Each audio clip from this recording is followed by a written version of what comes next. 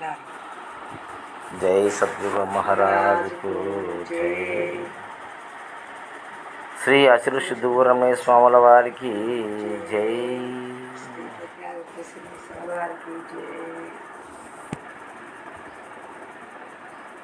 ఆధ్యాత్మిక మార్గంలో మానవుడు కనిపించే స్థూల దేహాన్ని వదిలిపెట్టి కనిపించని సూక్ష్మమైనటువంటి ఎన్నో ఉన్నాయని వాటంటే తెలుసుకోవాలని, వాటిని తెలుసుకోవాలంటే ఫలాని సాధన చేయాలని, ఫలాని నియమాలు ఉండాలని, నిష్టలు ఉండాలని అనేక రకాలుగా తానే సృష్టించుకొని తానే వాటి కోసం పరితపిస్తూ ఉన్నాడు. ఈ విషయాలలో చాలామంది అనాది నుంచి 7 చక్రాలు ఉన్నాయని, అంటే మూలాధారము, స్వాధిష్టానము, మణిపూరకము, అనాహతము, విశుద్ధము, ఆగ్నేయము అనే 6 చక్రాలు, 7వది సహస్రారము ఉందని, ఈ 7 చక్రాలలో కుండలిని శక్తి ఉందని, ఆ శక్తి ప్రవాహం చేతనే ఈ శరీరం నడుస్తూ ఉందని, దాన్ని శ్వాస ద్వారా మనము అవేటిని అంటే యాక్టివేట్ చేయొచ్చని, ఈ శ్వాసను బంధించి శ్వాస ద్వారా కొన్ని రహస్యమైనటువంటి ప్రయోగాలను చేసి వాటిని ఉత్తేజపరిచి యాక్టివేట్ చేయడం వల్ల మన స్థితిగతులు మారుతాయని, మనకు మంచి ఆరోగ్యం వస్తుందని, మంచి ఆయుష్ వస్తుందని, ఐశ్వర్యం వస్తుందని, సిద్ధులు వస్తాయని, గొప్ప వాళ్ళమవుతామని, దైవాంత సంభూతమవుతామని, జీవ బ్రహ్మైక్యం జరుగుతుందని, జీవుడే దేవుడవుతాడని, ఇలా అనేక రకాలుగా శాస్త్రాలు రచించినారు. ఈ షట్చక్రాల విచారణలో అది మూలాధారము బుధస్థానంలో ఉందని, స్వాధిష్టానము జననేంద్రియములో ఉందని, మణిపూరకము బొడ్డులో ఉందని, మరి మణిపూరకం బొడ్డులో ఉందని, అనాహతం హృదయస్థానంలో ఉందని, విశుద్ధము కంఠములో ఉందని, ఆజ్ఞాచక్రం భూమధ్యంలో ఉందని, సహస్రారము నన్నెత్తిన ఉందని, ఇలా ఇప్పుడు స్థానాలు ఏర్పరిచి ఆ స్థానాలకు మన శ్వాసను మూలాధారం నుంచి పైకి పంపించాలని, దానికి కుండలిని యోగం అనే ఒక యోగం ఉందని, దానికి కొన్ని కట్లు కడుతూ బంధనాలు ఏర్పరచుకుంటూ ఉద్యాన బంధనము, మూలాధార బంధము, జలంధర బంధము. మూలాధార బంధం అంటే బుధస్థానములో మన కాలి మెడమను ఆనించి అక్కడ మూలస్థానం అంటే ఆనించి అక్కడ నుంచి వాయువు బయటికి రాకుండా దాని మీద కూర్చొని దాన్ని అనగబట్టి, మళ్ళీ ఉద్యాన బంధం అంటే ఇక్కడ ఈ బొడ్డు కింది భాగంలో గట్టికి తగులు చేతలతో తెచ్చేసి పట్టుకొని పైకి పోయిన ఆ యొక్క శ్వాసను కానీ ఆ పుణ్య శక్తి కానీ కింది దిగి రాకుండా పైకి లాగి లాగి లాగి దాన్ని ఈ కంఠము ద్వారా సహస్రారానికి భూమధ్యానికి తీసుకెళ్ళి అది కిందికి రాకుండా అక్కడే ఆగేటట్టుగా జలంధర బంధుని మెడని కిందికి వంచి గడ్డం ఇక్కడ తాగేటట్టుగా వంచి ఆ వాయువుని అలాగనే ఆ కుండలిని అంటే ఆ భూమధ్యంలో ఆ పుదిలో ఆపితే అప్పుడు అక్కడ కాంతివంతమైనటువంటి వెలుగు వస్తుందని, అది దైవాంశ సంభూతమైన దైవ స్వరూపము, దాన్ని దర్శించిన వారంతా మహాయోగులని, ఇలా అనేక రకాలుగా సిద్ధయోగం అని. అంటే దాన్ని దర్శించడం అంటే దర్శనం ఉంది అంట వాళ్ళ వినారు వాళ్ళు. సిద్ధయోగమని, క్రియాయోగమని, కుండలిని యోగమని, ప్రాణాయామని, శ్వాస మీద ధ్యాసని, తారకమని, సోహం ధ్యానం అని ఇలా అనేక రకాలుగా మంత్రాలు చేర్చి బీజాక్షరాలు చేసి వాటిని ప్రయోగపూర్వకంగా కొన్ని ఆశ్రమాలలో సంవత్సరాల తరబడి సాధన చేస్తూ ఉన్నారు. ఆ గురువుల యొక్క ఆధ్వర్యంలో చేయాలని, ఇది ఒంటరిగా చేస్తే ప్రాణాపాయ పరిస్థితి ఏర్పడచ్చని, వాయుబంధనం కదా, సరే ప్రాణం పోయే అవకాశం ఉందని బంధించినప్పుడు అది ఎవరైతే యోగ్యుడో, ఎవరికైతే ఆ కుండలిని విద్య సంపూర్ణంగా వస్తుందో అటువంటి నిపుణులని ఆధ్వర్యంలో ఈ సాధన చేయాలని కొన్ని సిద్ధ ఆశ్రమాలు, కొన్ని క్రియాయోగ ఆశ్రమాలలో మరి పోయి అక్కడే సంవత్సరాల తరబడి సాధనలు చేసి చేసి చేసి వెలువడే వాళ్ళు కొంతమంది ఉండాలి. మరి ఈ దేహంలో ఏడ ఉండయో వారికి చెప్పినారు. ఇప్పటికడ ఫలాందరూ మన ముందు చెప్పినట్టుగా సైన్స్కు మాత్రము ఈ చక్రాల అనేటువంటి విషయము సైన్స్లో లేదు.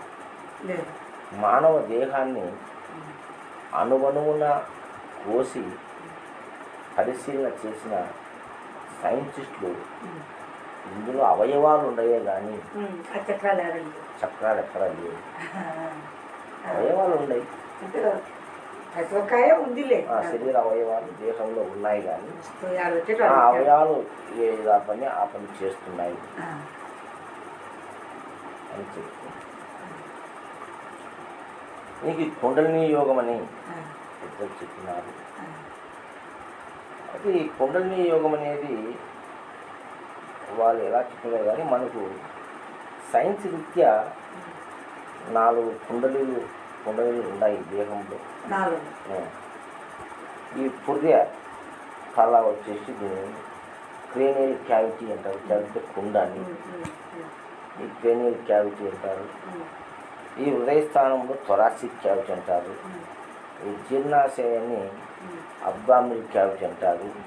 ఇక్కడ గర్భసంచి యూరిన్ బ్లాడర్ ఉండే దీన్ని పెల్విక్ క్యావిటీ అంటారు. ఇదొకటి. అంటే ఇందులో ఉండే అవయవాలు ఇందులోకి రావు, ఇందులోకి రావు, ఇందులోకి రావు, ఇందులోకి పోవు. తలకాయలు ఉన్న అవయవాలు థొరాసిక్ క్యావిటీలోకి రావు, అంటే హృదయ గృహంలోకి రావు. ఇవి పైకి పోతాయా? అట్నే ఉదయ గృహంలో ఉండే గుండె, గుంపు తిత్తులు, అబ్డామినల్ క్యావిటీలో ఉండేటువంటి పేగులు జీర్ణాశయంలోకి రావు. మధ్యలో పొరలు ఉంటాయి. ఈ కుండకు మధ్యలో పొరవలు. ఈ జీర్ణాశయము, పేగులు, ఈ క్యావిటీకి గర్భసంచి క్యావిటీకి మధ్యలో పొర ఉంటుంది. దానికి ఒకటి కావు. ఇది కింద ఈ పెల్విక్ బొడ్డు కింద ఉండే దాన్ని పెల్విక్ క్యావిటీ అంటారు. ఇందులో ఉండే అవయవాలు అందులోనే ఉంటాయి, అవి పైకి రావు. ఈ కిందికి ఒకసారి ఒక సందర్భంలో పోతాయి. ఎప్పుడు పోతాయంటే ఆ పొర బొక్కబడితే కిందికి వస్తే దాన్ని హెర్నియా అంటారు. ఆపరేషన్ చేసి దాంట్లో పైకి దొరికి అక్కడ ప్లాస్టర్ చేస్తారు. అది ఇదొక్కటి ఇక్కడే మార్గం, ఇక్కడ లేదు. మిగతా క్యావిటీ లేదు. ఈ అబ్డామినల్ క్యావిటీలో హోల్ అబ్డామినల్ క్యావిటీ అన్నప్పుడు 2 వస్తాయి. పెల్విక్ క్యావిటీ, అబ్డామినల్ క్యావిటీ వస్తాయి. ఈ 2 క్యావిటీలు కొంచెం అవినావ సంబంధంగా ఎందుకంటే పొట్టే అంటాం కాబట్టి దీన్ని పొత్తి కడుపు అంటాం, దీన్ని మామూలు కడుపు అంటాం. అవునా కదా? ఈ 2కి మధ్యలో ఒక పొర ఉంది. ఈ పై పొరలోటి ఎక్కువ కొంతమందికి ఏమిటంటే ఫ్యాట్ వల్ల, ఊబకాయం వల్లనో, లేకపోతే ఎక్కువ బరువైన పనులు మోతలు మోసే వాళ్ళు కావచ్చు. అటువంటి వాళ్ళకు కొంతమంది శరీర తత్వాన్ని బట్టి కూడా ఆ మధ్యలో పొర అనేది పతలా అయిపోయి ఒత్తిడికి గురయ్యి అది బొక్కబడతాయి ఈ సంచి. అప్పుడు ఈ సంచిలో పేగులు వస్తాయి, పెద్ద పేగులు వచ్చినప్పుడు ఈ సంచిలోకి వచ్చాయి. అప్పుడు కొంతమంది ఇందులో వార్త ఇక్కడ ముడ్డ అంటారు, ఆపరేషన్ చేస్తూ అంటారు. అప్పుడు అటువంటి వాళ్ళకి ఏంటంటే అది హెర్నియా అని దానికి పేరు. అప్పుడు ఇది కడుపు కోసి ఆ పొరను మూసేసి పైకి దొబ్బి మళ్ళీ మూసేస్తారు. అప్పుడు ప్లాస్టర్లు వచ్చండాయి కొన్ని. ఆ ప్లాస్టర్ వచ్చి అట్లా కలిసి అట్లా శరీరం కలిసిపోతాయి. అట్లా వేసి చేస్తాను. ఇట్లా 4 క్యావిటీలు మనకు ఉన్నాయి శరీరంలో. ఈ 4 క్యావిటీలు ఈ థొరాసిక్ క్యావిటీకి చేతులు, ఈ పెల్విక్ క్యావిటీకి కాళ్ళు ఉంటాయి. ఈ పైన ఉండే ఈ క్రేనియల్ క్యావిటీ అంటే తలకాయని, కింద ఉండే ఉండే ఈ 3 కుండలను కలుపుతూ ఒక ఎన్నుపూస ఉంది. ఈ ఎన్నుపూస ఇది ఈ 4 నిలబడడానికి, ఈ 4 వరుసగా నిలబడడానికి ఈ కొండలు మాది తగిలించారు. ఈ ఎన్ని కొండలు ఈ నుంచి కింది వరకు పూసలు పూసలు పూసలు వెన్నుపూస. ఆ వెన్నుపూసకు పైన తలకాయ ఉంది, మధ్యలో మెడ ఉంది. ఈ మెడ ద్వారా అన్నము ఆహారం పోవడానికి ఇది ఒక మెడ. దీని ఒక క్యావిటీగా మనం అనుకోవచ్చు. ఇందులో కొన్ని ముఖ్యమైనటువంటి ఉన్నాయి మనకు. అంటే గాలి పీల్చే గొట్టాలు, అన్నం తినే గొట్టాలు, ఆ థైరాయిడ్ అనే గ్రంథి ఇక్కడ ఉంది. ఇట్లా ఈ విధంగా ఈ క్యావిటీలు ఉన్నాయి. అంటే దీంట్లో కుండలు అంటారు మామూలుగా. ఇంగ్లీష్లో కాదు, తెలుగులో కుండ అంటారు. దొంతి కుండల దోవ కానవ అనే పాటలు అంటారు. ఇది ఒక దొంతి కుండ లాంటిది మానవ శరీరం. ఈ కుండలో కొన్ని ఉన్నాయి, ఈ కుండలో కొన్ని ఉన్నాయి. పెల్విక్ క్యావిటీని ప్రతిరోజులో కొన్ని ఉన్నాయి, అబ్డామినల్ క్యావిటీని కడుపులో కొన్ని ఉన్నాయి, థొరాసిక్ క్యావిటీని ఉదయ కుహంలో కొన్ని ఉన్నాయి, ఇక్కడ కొన్ని ఉన్నాయి. ఇంకా మిగతా అవయవాలు లేవు. ఈ 4 కుండలోనే దాచిపెట్టిన అవయవాలు దేవుడు. అర్థమైందా? నెరవేర్చాడు అవలేదు. కాళ్ళల్లో చేతుల్లో అవయవాలు లేవు. తలకాయలో దాచిపెట్టినాడు. కళ్ళు, చెవులు, ముక్కు, నాలుక, నోరు, పండ్లు, అంగిటి, తర్వాత మెదడు, చిన్న మెదడు, పెద్ద మెదడు, ఇవన్నీ అతి విలువైనటువంటి పైన పెట్టారు. దానికి దీనికి కలిపేదానికి ఎన్నుపూస పెట్టినారు. ఈ ఎన్నుపూస ద్వారా అనేక నరాలు ఉంటాయి. ఆ నరాల ద్వారా ఇక్కడ నుంచి మొత్తం శరీరానికి అంతా ప్రాణశక్తి సప్లై అవుతా ఉంది. సప్లై అయితే వచ్చి ఇక్కడ ఉదయకుర్మంలో వచ్చేసరికి ఈడ గుండె, ఊపిరితిత్తులు పెట్టినా దీంట్లో అవి 2 ఆడ ఉన్నాయి. ఈ కింది కడుపులోకి వచ్చేసరికి లివరు, తర్వాత షేడ్ అంటాము, స్ప్లీన్ అవి ఉన్నాయి. ప్లస్ ప్యాంక్రియాటిక్ గ్లాండ్ అనేది ఒకటి ఉంది, గ్రంథి ఉంది. చిన్న పేగులు, పెద్ద పేగులు, జీర్ణాశయము వీళ్ళు ఉన్నాయి. ఈ అవయవాలు దీంట్లో ఉన్నాయి. ఈ కిందికి వచ్చే మూత్రాశయం ఉంది, కిడ్నీలు ఉన్నాయి. తర్వాత స్త్రీలకు గర్భాశయం ఉంది. పురుషులకు పురుష జననేంద్రియాలు, స్త్రీలకు స్త్రీ జననేంద్రియాలు ఉంటాయి. ఈ అవయవాలు కుండల్లో ఉన్నాయి, దాచిపెట్టారు కుండల్లో. అంటే దెబ్బ తగలకుండా, కింద పడినా ప్రమాదం జరిగినా అవి దెబ్బ తినకుండా లోపల పెట్టాడు. వీటిని కుండలు అంటారు. ఈ కుండలకు శక్తి ఉంది కాదని చెప్పలే. తలకాయలో బ్రెయిన్ ఉంది, మెదడు ఉంది. ఆ మెదడు మొత్తం శరీరాన్ని నడుపుతూ ఉంది. ఆ మెదడు ఈ శరీరాన్ని మొత్తం నడిపేటువంటి 72,000 నాడుల సమూహాలతో అది ఉంది. అణువణువున కణకణమునకు ఈ శరీరములో ముళ్ళు గుచ్చను కూడా సందు లేకుండా అంతటా ఆ స్పర్శ జ్ఞానాన్ని తెలుపుతుంది ఈ బ్రెయిన్. కాలి గోటి పైన ఏదైనా సీమ పైన కూడా మనకు తెలుస్తుంది. ఎంటుకల పైన ఎందుకు తెలుస్తుంది? ఆ బ్రెయిన్కి అంత పవర్ ఉంది, అంత శక్తి ఉంది. ఉంది దానికి అన్ని జ్ఞానాలు పవర్ ఉండే శక్తి బ్రెయిన్కి ఉండే. అది 72,000 నాడులతో శరీరాన్ని మొత్తాన్ని వ్యాపించింది. ఎక్కడ ఏం జరిగినా తెలుసుకుంటుంది. ఇప్పుడు సిరికి వేయాలంటే దీని అనుగ్రహం లేని వేయలేము. ఈ చెయ్యి నోటికాడికి పోదు, పక్షపాతం వచ్చినాయి ఉంటేనే పోతాయి, రాదు పోదు.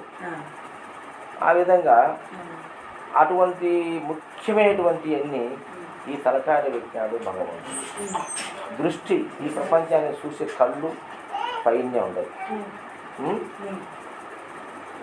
సమస్త విషయాలను వినే శక్తి ఈ చెవులకు పెట్టినారు. చెవులు పైనే ఉంటాయి. అలాగే రుచి చూసే నాలుక, ఆహారం తినే నోరు, ఇట్లా ముఖ్యమైనటువంటి పైనే ఉన్నాయి. దీనికి ఈ బ్రెయిన్ శక్తిని ఇస్తూ ఉంది. ఈ బ్రెయిన్ ఈ మొండానికి కూడా శక్తిని ఇస్తూ ఉంది. అందుకే ఈ తలను బ్రహ్మాండం అన్నారు. ఈ మొండాన్ని పిండాండం అన్నారు. ఈ బ్రహ్మాండంలో అనంతమైన శక్తి స్వరూపం ఉన్నది. అలాగే గుండెలోకి వచ్చేసరికి ఇక్కడ ఊపిరితిత్తులు ఉన్నాయి.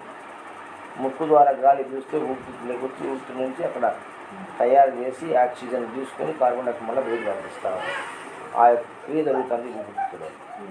అలాగే గుండె లబ్ డబ్ అని గుండె కొడతా ఉంటే అది 3 నిమిషాలకి 70 నుంచి 80 సార్లు కొడతా వస్తుంటే రక్తం అంతా సర్వేంద్రియాలకు సప్లై అవుతా ఉంటుంది. అవునా? అట్లా విధంగా ఆ అవయవాలు ఈడబెట్టినాడు డిస్టర్బ్ లేకుండా. ఈడికి వచ్చేసరికి జీర్ణం చేసే రసాయనాలు లివర్లో 1000 రకాల కెమికల్స్ ఉంటాయి. ఆ 1000 రకాల కెమికల్స్ విటమిన్స్ అన్నీ అక్కడ లివర్లో తయారవుతాయి. అవి లివర్లో తయారయ్యి మన శరీరం రక్తంలో కలిసి రక్తం ద్వారా శరీరానికి అంత సప్లై అయ్యి ఏ అవయవానికి ఎంతంత అవసరమో ఏ అవయవానికి ఎంత శక్తి అవసరమో అంతా సమకూరుస్తూ ఆ లివరు ఆ యొక్క గ్లూకోజ్ని స్టోరేజ్ చేస్తూ ఈ ప్యాంక్రియాటిక్ గ్లాండ్ అనేటువంటి ఇన్సులిన్ అనే హార్మోను మనం తినే ఆహారాన్ని గ్లూకోజ్గా మార్చి ఆ గ్లూకోగానిగా మన లివర్లో స్టోరేజ్ చేసి అక్కడ నుంచి ఎంత అవసరమో అంత, అంటే ఇప్పుడు మన ఇంటికి ట్యాంక్ ఉంది పైన వాటర్ ట్యాంక్, ఆ ట్యాంక్ నుంచి అంతలో పైప్ పెడుతుంది మనం ఏడ అవసరమైతే అటు తిప్పుకొని వాడుకుంటాం. అట్లా శక్తిని దాచే ట్యాంక్ ఇది లివర్. అందుకే లివర్ పోషకులతో శక్తి మంచిది. ఆ లివరు శక్తిని దాచిపెడుతుంది. లివర్ అది అవసరానికి ఇస్తా ఉంటుంది. ఏ అవసరం పరిగెత్తాలా, కాళ్ళలో శక్తి కావాలా, అప్పుడు ఆ కాళ్ళకు ఆ పరిగెత్తే శక్తిని ఇస్తాడు. ఆలోచించాలా, మెదడుకు ఆ శక్తిని ఇక్కడి పంపిస్తాడు. తీక్షణంగా చూడాలి, సినిమా 3 గంటలు చూడాలి. 3 గంటలు కళ్ళాలు కూడా సినిమా చూస్తుంటే ఆ కంటిగా చూపించే శక్తి ఈ నుంచి రావాలి. అట్లా సర్వేంద్రియాలకు శక్తి ఇక్కడి నుంచి వస్తుంది. ఈ జీర్ణాశయం ఉంది, అందుకే మనం తినే ఆహారం జీర్ణాశయంలో పోయి అక్కడ జీర్ణమయ్యి అది శక్తిగా మారుతుంది. మిగతా పెంటంతా మోసప్పుడు బయటికి నెట్టేస్తుంది. అవసరం లేదంతా నెట్టేస్తుంది. అది ఇక్కడ పనిచేస్తుంది. ఈ కింద ఉండేది పొత్తి కడుపులో మనం తాగే నీరు కానీ జ్యూసులు కానీ ఏదైనా కానీ ద్రవ పదార్థాలన్నింటినీ అది ఫిల్టర్ చేసి రక్తంగా మారుస్తూ కిడ్నీలో దీనంతా రక్తంగా తయారు చేసి రక్తంగా మార్చి గుండెకు పంపిస్తుంది కిడ్నీ. ఆ గుండె ఫిల్టర్ చేసి గాలి ద్వారా ఊపిరి ద్వారా వచ్చే గాలిని ఆక్సిజన్ తీసుకొని ఆక్సిజన్తో కలిసి రక్తము యాక్సి బ్లడ్గా మారి మన శరీరానికి అంత వస్తుంది. డియాక్సింగ్ అంటే చెడుకునే రక్తం అంతా మళ్ళీ ఇంకొక పైపు ద్వారా గుండెలోకి పోతే ఆ గుండె శుద్ధి చేసి మళ్ళీ ఇట్లా పంపిస్తుంది. ఆ చెడిపోయిన రక్తంలో ఉండేటువంటి ఆక్సిజన్ కార్బన్ డైఆక్సైడ్ తీసి మళ్ళీ ఊపిరితిత్తుల ద్వారా బయటకు మనం వదిలే గాలి. ఇంత పెద్ద చర్య జరుగుతుంది లోపల. ఇట్లాంటివి జరుగుతున్నాయి. అలా ఆ కిడ్నీ అంత పని చేస్తుంది, చేసి చెడు మూత్రాన్ని బయట పంపిస్తారు. దాంట్లో కూడా జననేంద్రియాలు, స్త్రీకి గర్భాశయం ఉంది, పురుషునికి టెస్టోరాన్స్ తర్వాత అంగం ఉండాలి, స్త్రీకి అంగం ఉంది, గర్భాశయం ఉంది. ఇది పిండోత్పత్తికి అంటే మనకు ప్రత్యుత్పత్తి రీప్రొడక్టివ్ సిస్టమ్ అంటారు. అంటే వీళ్ళు పెరిగిన తర్వాత ఒక యవ్వనం వస్తుంది. ఆ యవ్వనంలో హార్మోన్స్ నుంచి యాక్టివేట్ చేస్తుంది బ్రెయిన్, మెదడు యాక్టివేట్ చేసి ఆ వయసులో ఆ కోరికలను ఆశలను పుట్టించి ఆ అంగంలో ఆ బలాన్ని చేకూర్చి ఆ శక్తిని చేకూర్చి స్త్రీ పురుషుల కలయిక తోడ్పడుతుంది. తోడ్పడిన తర్వాత ఆ యొక్క కలయికలో ఆ రాపిడిలో ఆ ఉష్ణానికి 2 శరీరాలు ఒక్కటై అక్కడ శుక్ల శోణితములు ఏర్పడతాయి. విడుదలైతే 2 కలిసి సంతానం కలుగుతుంది. ఇంత పెద్ద సిస్టమ్ ఈ దేహం తెచ్చిన వాడేవాడు. లేకపోతే అది జరిగేది. ఇది లేదు, ఇది పుట్టలే, ఇది పుట్టది అంటే అయ్యే పని కాదు కదా మరి. చేతగాని వాడు చెప్పే మాట అది. మరి ఇంత పెట్టుకొని పుట్టది అనే దానికి దీనికి మన వాళ్ళు సప్త ధాతువులు ఉన్నాయని చెప్తున్నారు. కానీ ఆ సప్త ధాతువులు ఎలా ఉన్నాయంటే అనాటమిక్ ఫిజియాలజీలో సప్త ధాతువులు లేవు. అనాటమిక్ ఫిజియాలజీలో ఈర్ష్య, ద్వేషము, పగ, ప్రతీకారము, అసూయ ఇవన్నీ లేవు. ఓర్వలేనితనము, పోటీతనము, పోలిక ఇవన్నీ కూడా మానవ శరీరంలో లేవు. మానవ శరీరమే కాదు 28 జీవరాశుల్లో లేవు. ఏ జీవరాశిలో ఇవి లేవు. మరి అంటే వచ్చిందంట మనోచైతన్యం అనే మానవుని అంటే మానవుడు ఇక్కడ మనోచైతన్యం వచ్చింది. ఈ మనోచైతన్యం మనయేవ మనుష్యానాం కారణం బంధమోక్షయ. మనసు అనేది సూక్ష్మ ఇంద్రియం, సూక్ష్మ ఇంద్రియం మనస్సు, అంతరేంద్రియం అంటారు. ఆ మనస్సు, బుద్ధి, చిత్తం, అహములు కూడా శరీరంలో లేవు. సైన్స్ పరంగా పరిశీలన చేస్తే మనస్సు లేదు, బుద్ధి లేదు, చిత్తం లేదు, అహము లేదు, జ్ఞానము లేదు, వీటికి స్థానాలు లేవు. ఇంకా పలానా చాటు నుంచి వచ్చేందుకు రుజువు లేదు. కోపం కానీ, ఈర్ష్య కానీ ఇవన్నీ ఎక్కడా లేవు. శరీరంలో అవయవాలు ఉన్నాయి, అవయవాలకు సంబంధించిన కెమికల్స్ ఉన్నాయి, రసాయనాలు ఉన్నాయి, ఉత్పత్తి చేస్తున్నాయి, మిషన్ జరుగుతూ ఉంది, తిరుగుతూ ఉంది. నోటికి మాట, చెవికి వినే శక్తి, కళ్ళకు చూసే శక్తి ఇవి ఉన్నాయి. అంతేగాని డిఫైన్ చేసే జ్ఞానం కానీ అది కానీ ఇది కానీ శరీరంలో ఎక్కడ కనిపించదు. ఈ మనస్సు కూడా శరీరంలో దొరకదు, అనువనువున ఎత్తి చూసినా లేదు, అనుకోవడమే. ఈ మనస్సు, బుద్ధి, చిత్త, అహమైనటువంటి ఈ వాక్యాలు స్పిరిచువల్ పరంగా మరి ఈ యొక్క ఆధ్యాత్మికవేత్తలు పెట్టిన పేర్లు. అర్థమైందా? అదే ఇంద్రియ చైతన్య జంతువులకు మనస్సు లేదు, బుద్ధి లేదు, చిత్తం లేదు, అహం లేదు, జ్ఞానం లేదు, ఈర్ష్య లేదు, ద్వేషం లేదు, పగ లేదు, ప్రతీకారం లేదు, అరిషడ్ వర్గాలు కామ, క్రోధ, మోహం, మదమత్సర్యాలు లేవు, పోలిక లేదు. అవునా? నీలాగనే ఉండాలనే ఆశ లేదు, ఒకదానికోటి ఇది లేవు. అవునా? భేదభావాలు లేవు, ఇవన్నీ లేవు. అంటే శ్రీకృష్ణ భగవానుడు భగవద్గీత చెప్పినప్పుడు భగవద్గీతలో ఏ ఏ లక్షణాలు అయితే ఉన్నాయో ఆ లక్షణాలన్నీ జంతువులకు ఉన్నాయి. వాడికి భగవద్గీత అవసరం లేదు, వాడికి చెప్పాల్సిన పని లేదు. జ్ఞానం పోయి నల్లజ్యంలో ఉంది భగవద్గీత. భగవద్గీత సారం అంతా కుక్కలో ఉంది, నక్కలో ఉంది, తేలులో ఉంది, పాములో ఉంది, అన్నిట్లో ఉంది. భగవద్గీతలో కృష్ణుడు చెప్తున్నాడు, త్రిగుణాలను తమోగుణం, రజోగుణం పెట్టుకోవద్దు అంటున్నారు. వాటికి అయితే కామము, క్రోధము, మోహము, లోభము, మదము, మత్సర్యాలు, అరిషడ్ వర్గాలను విడనాడమని చెప్తున్నాడు. వాటికి అవి లేవు.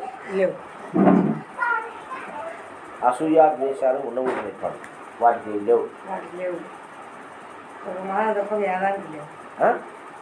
మరి భగవద్గీతలో చెప్పినటువంటి సబ్జెక్టు కానీ, వేదములో చెప్పిన సబ్జెక్టు కానీ, ఉపనిషత్తులో చెప్పిన సబ్జెక్టు కానీ, పురాణంలో చెప్పిన సబ్జెక్టు కానీ, బైబిల్లో చెప్పింది కానీ, భగవద్గీతలో చెప్పింది కానీ, పురాణంలో చెప్పింది కానీ ఏంటి కూడా పశుపక్షాదులకు అవసరం లేదు.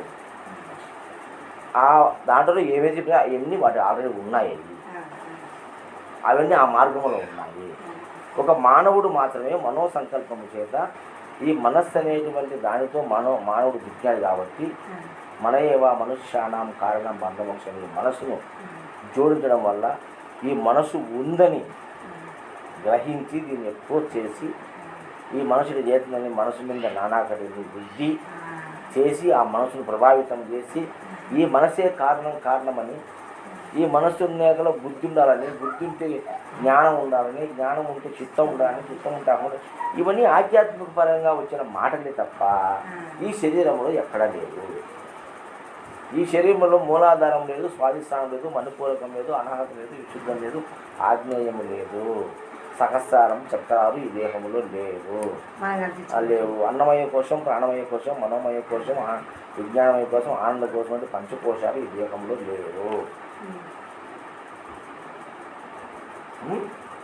తర్వాత ఆధ్యాత్మిక 96 తత్వాలు ఈ దేహము లోపల ఎక్కడ చూసినా లేవు. వాసనత్రయాలు, ఈసనత్రయాలు ఉన్నాయి, ఈసనత్రయాలు ఉన్నాయి. ఈ వాసనత్రయాలు, ఈసనత్రయాలు కానీ, తర్వాత త్రిగుణములు, సత్వగుణములు, తమో గుణాలు కానీ దేహంలో ఎక్కడ కనపడుతున్నాయి? దీనికి ఏడదో పలానా దాంట్లో ఈ గుణం ఉంది, పలానా దాంట్లో ఈ గుణం ఉంది లేదు.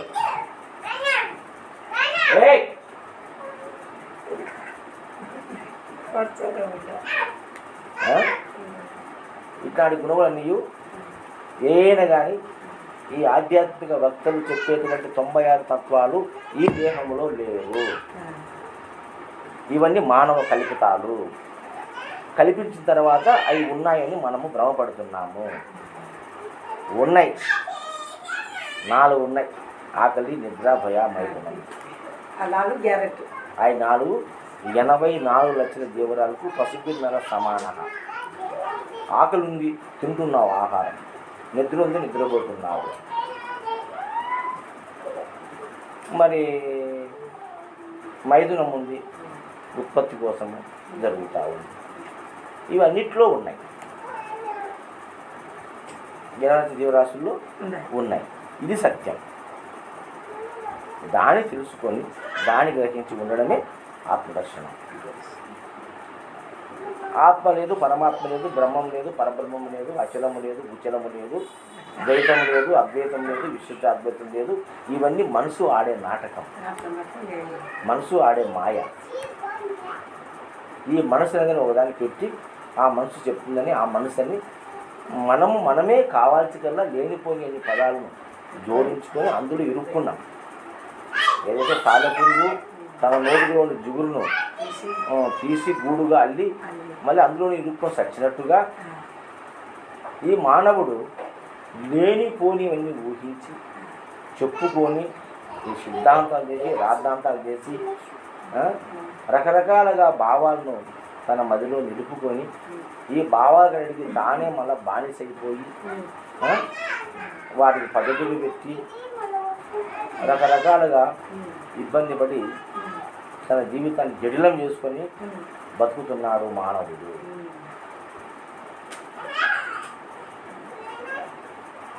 ఈనాడు రమణ మహర్షి అంటున్నాం. రమణ మహర్షి ఒక జంతువులాగా జీవించినాడు. ఆయనకు వేదాలు లేవు, ఉపనిషత్తులు లేవు, రామాయణం లేదు, భారతం లేదు, భాగవతం లేదు, మరి ఏ సాధన లేదు, మనస్సు లేదు, బుద్ధి లేదు, చిత్తం లేదు, అహం లేదు, అక్షరం లేదు. 96 తత్వాల గురించి ఆయన ఆలోచన చేయలేదు. ఈ ప్రపంచానికి దూరంగా ఉన్నారు, హ్యాపీగా జీవనం సాగించాడు. ఆకలితే తిన్నాడు, నిద్రతో పడుకున్నాడు, కాలం గడుపుతున్నాడు, వెళ్ళిపోయాడు. అవునా కదా? మరి ఆయన మహనీయుడు మహానుభావుడు అంటున్నారు మీరందరూ,